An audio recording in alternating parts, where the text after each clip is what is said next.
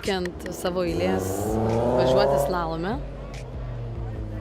Yra toks tai laikrodis, su kuriuo galima iš tikrųjų pasižiūrėti ultravioletinius spindulius. Ar reikia tepti saulės kremą, ar nereikia. Va, ir jisai man rodo, kad, žinokite, dar nereikia.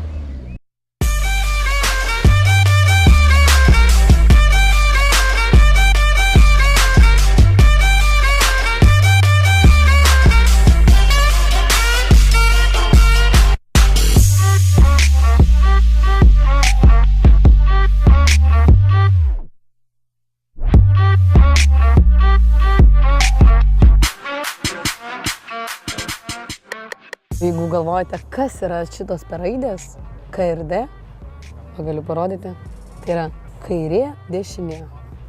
Nes aš neskiriu pusių. Beje, jau berašant pirmą kartą šiandien, aš čia buvau užrašius D, tai teko nusiplauti.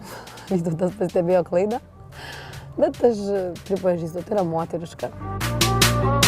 Praėjusių metų pavyzdys parodė, kad kartais tos puselės susimaišo ir kai tu turėjai atlikti veiksmą per tą sekundės dalelytę ir sugalvoti sprendimą čia ir dabar, o ne už 20 minučių, pusvalandžio ar valandos, tai tas mažas sufleris, aš kaip suprantu, šiek tiek padeda. Jeigu jisai padeda susiorientuoti ir važiuoti greičiau ir važiuoti tiksliau, man jisai nemaišo.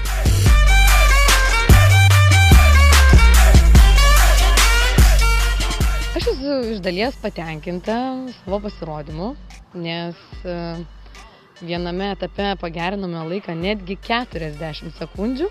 Taip, bet aišku, kiekvieną kartą, aš dalyvavau jau antrą kartą žurnalistų ralyje ir aš supratau, kad dar reikia labai daug mokytis, labai daug stengtis ir galvojau, kad galbūt šis antras kartas jau padarys man taip, kad aš jau nebenorėčiau dalyvauti iš tikrųjų automobilio sporto renginiuose, bet aš klydau.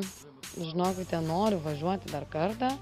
Su Vytautu pasikalbėjome, jis man dar kartą netgi jau pabaigus visą ralį papasakojo, ką aš galėčiau daryti geriau.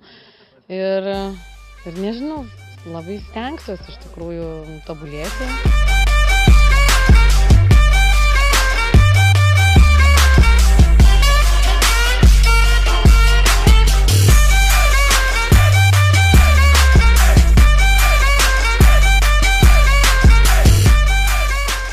Aš neįsivaizdavau, kad automobilių sportas iš tikrųjų tiek atima jėgų, nes tarkim po pirmos važiavimo dienos, kitą dieną man visas skauda rankas, pilvo presą, nes tu visą laiką laikai įtampoje. Ir moteris, kurios yra žurnalistės, žinokite, dalyvaukite tikrai žurnalistų ralyje, nes tai pirmiausia išmoko tave klausyti vyrų, išklausyti aplinkos, gilintis į aplinką, susikoncentruoti ir pasiekti, kaip sakant, tą tikslą, tai yra startuoti ir finišuoti.